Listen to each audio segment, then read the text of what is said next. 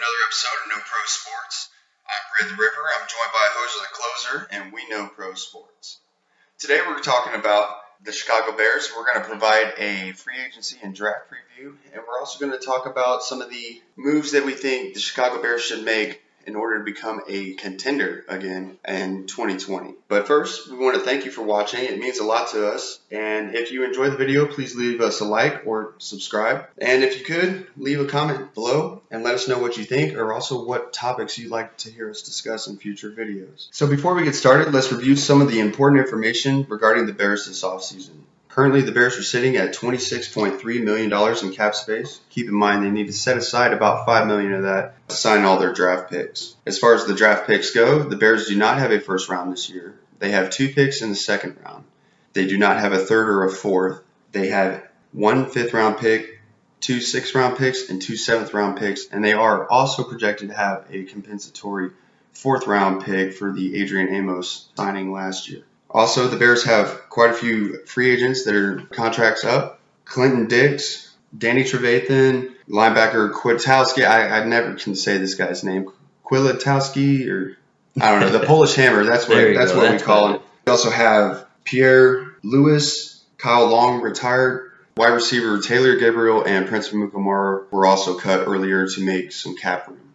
Of these players that are leaving or expiring contracts, Jose, who do you think is the most important priority for the Bears to re-sign, if any? I believe that Nick Kwiatkowski, aka the Polish Hammer, should definitely be high on that priority list.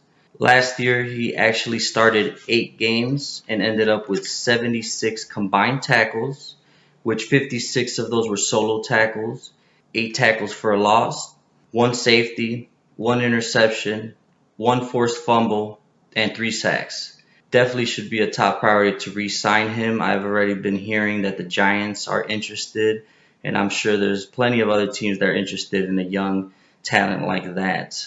Unfortunately for the Bears, they can't really pay the franchise tag price, but hopefully the Bears will get a hometown discount for about anywhere from $8 to $9 million a year. Yeah, and that would be pretty reasonable considering what a high-impact player he was. Exactly. And he really came into his own those last 8 games. Exactly. And another guy that I do believe the Bears should really focus on re-signing, although he's a little bit older. He's 29 years old, going to be 30 soon. But Kevin Pierre-Louis, one of those special team anchors. And I think if we were just to give him that starting opportunity, he can definitely flourish into a productive starter. So he did end the season with 37 combined tackles, 27 solo tackles, 1 interception. In the 3 games he started, he had 23 combined tackles in those 3 starts. So that's definitely saying something about him and his potential as a starter. Most notably was Week 16 that he started versus the Kansas City Chiefs, where he ended up with 12 combined tackles in that game. Yeah, I remember he stood out quite a bit in that game because he was also a special teams ace. Correct? Yeah, absolutely. That's pretty much where we had him, but due to injuries and next man up having to step up, he came in there, and in those 3 starts, he really showed out. What do you think about are any of the other free agents that the Bears are losing? Is there anybody else in that you think they need to resign, or is it good to just go ahead and let most of those guys walk? I think a lot of these guys, they're a little bit older, a little bit higher contracts as well. You know, Danny Trevathan hasn't really proven he could stay on the field, which is the most important thing, availability, of course. So it's kind of tough to just want to pay somebody so much when they can't stay on the field. And then as far as Clinton Dix, a lot could be said that maybe there wasn't as many opportunities with Akeem Hicks being hurt. Of course, they're going to really zone in on Khalil Mack, and that really hurts the pressure up front that causes those bad throws that get intercepted. The amount of money that having to pay for his services, I don't think that that's something that we need to just sign him for that price. So it's definitely good to just go ahead and walk away from them. All right, so let's talk about it. Free agency starts on March 16th this year. Technically, it's March 18th, but there's a legal tampering period of 48 hours that teams can start negotiating contracts. So March 16th is when that starts. And the draft is also April 23rd.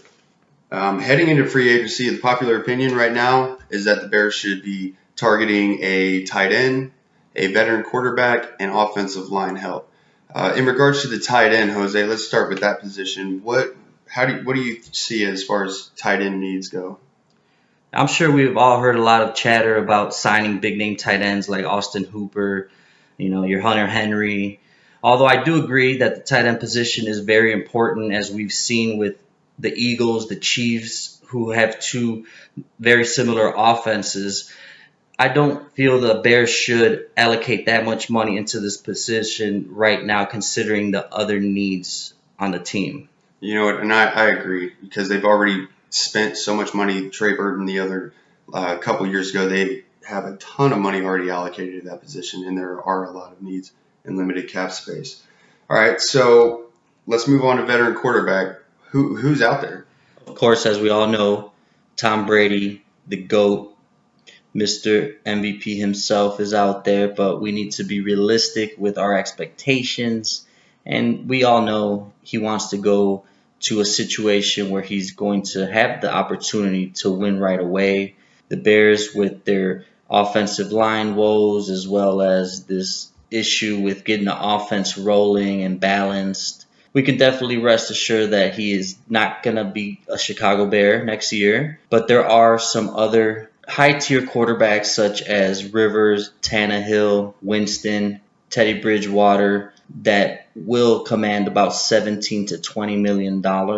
Lower tier options would be quarterbacks such as Case Keenum, Marcus Mariota at about $8 to $10 million. And then there's also been talks about trading for Andy Dalton and Derek Carr, but considering that they haven't really showed that they are consistent winning quarterbacks, it's just kind of a risky thing because they will want a lot of money. So it's tough to try to sign one of those or to trade for one of those quarterbacks as well. Well, I have an interesting scenario that I want to bring up that I haven't heard a whole lot of people talk about. And that is, how about Nick Foles? All right, Jacksonville has made it clear that they're kind of trying to get away from that contract, right? And talking about Nick Foles for a second, the guy has had a lot of success, a lot more sustained success than pretty much everybody in that free agency pool other than Tom Brady. And by the way, he did beat Tom Brady in the Super Bowl. And the other thing is, Mitch Trubisky is still technically the starting quarterback. They've been talking about him being the starter, right? So Nick Foles, I think, is a great idea to bring in because he's mentored a young quarterback before in Carson Wentz. He's shown that, not to step on toes, but be able to play in extremely big games and come up big when it counts. Now, the question is, he's got that big contract. They're trying to dump it. Well, when you really start peeling back the layers of that onion, Jacksonville Jaguars would have to pay the rest of that, the majority of his guaranteed money off.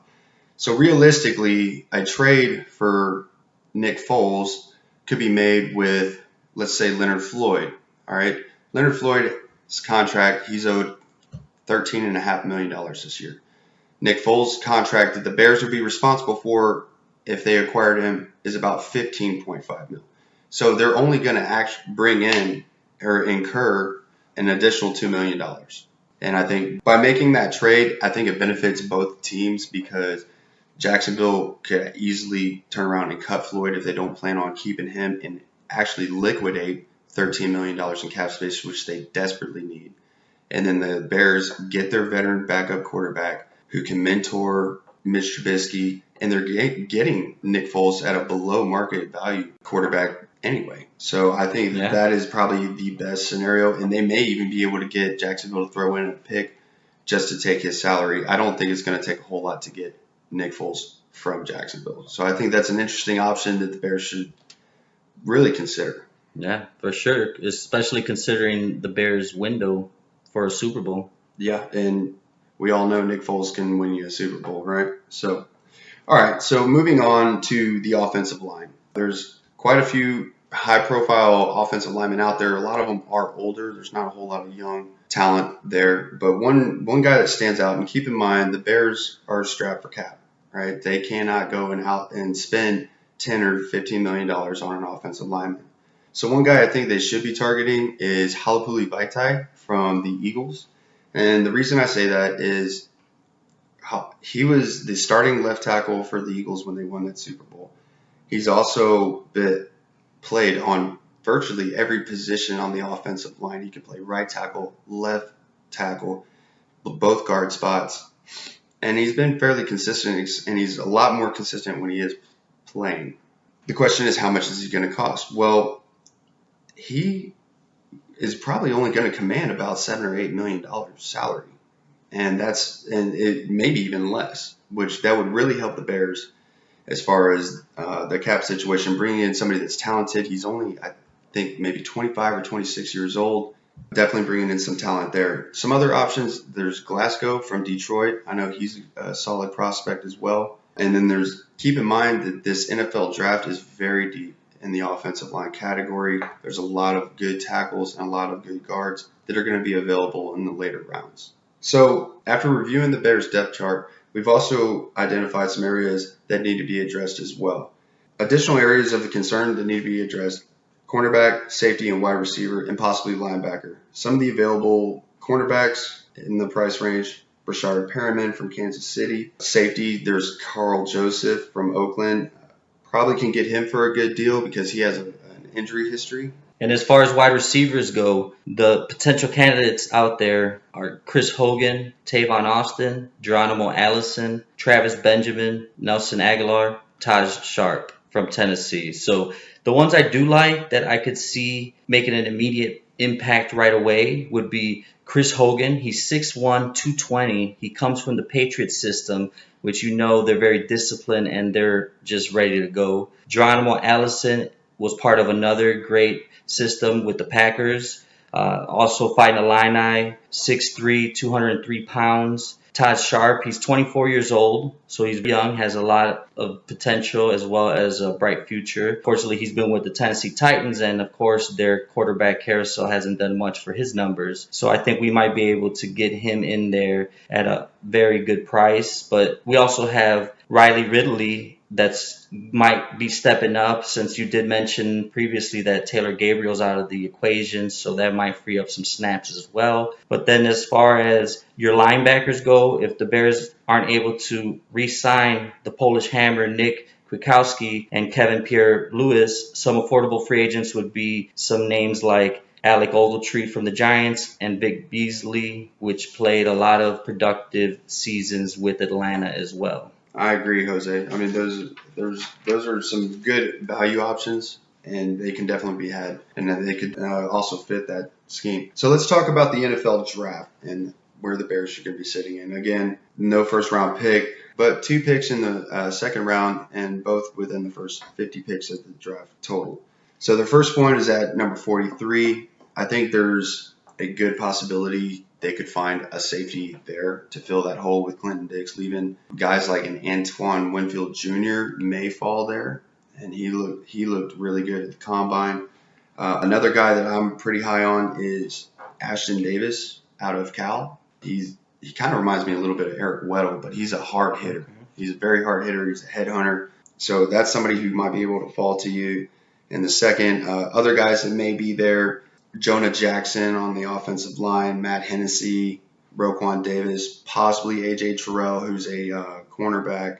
But the biggest one that I think, if he falls to them at number 43, they should take is Chase Claypool, the wide receiver out of Notre Dame. He's a big body guy. He's actually garnered a lot of comparisons to Julio Jones and even Calvin Johnson. I mean, he's a burner. He can go downfield and make a contested catch. So if that guy's sitting there at 43, I cannot see the Bears passing on him.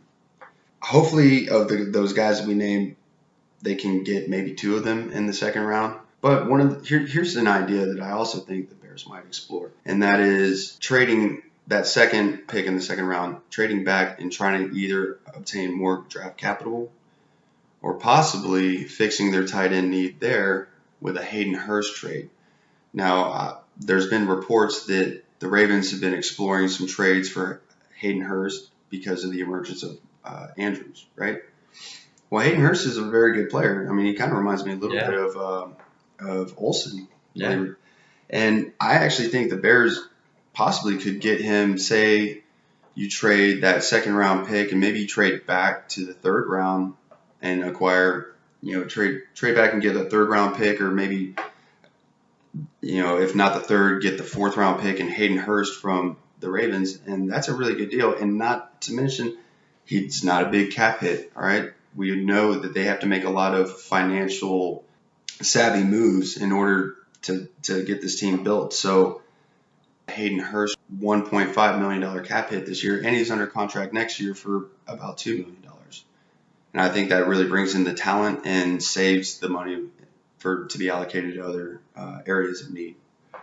So with that being said, moving into, let's just say they have 2 fourth-round picks, right? So some of the guys that might be available in the 4th round, say they go with a safety instead of the receiver, right? In the second, they could be targeting at wide receiver in this draft. Michael Pittman Jr. from USC may be available in the 3rd or 4th round. Some of the offensive linemen that may be available in the 3rd, 4th round would be Matt Pert, Jack Driscoll, Trey Adams, Terrence Steele. Luckily for the Bears, this is a very deep draft class. And the areas that they need, this draft is particularly deep in, and that is the offensive line and also some wide receiver needs. They can find a lot of good talent there. So I believe also the receiver out of South Carolina is Brian Edwards, and he's a big body guy, can definitely stretch the field a little bit. I definitely think that the Bears will be able to address a concern with wide receiver in the draft. And I also believe that they will be taking multiple offensive linemen.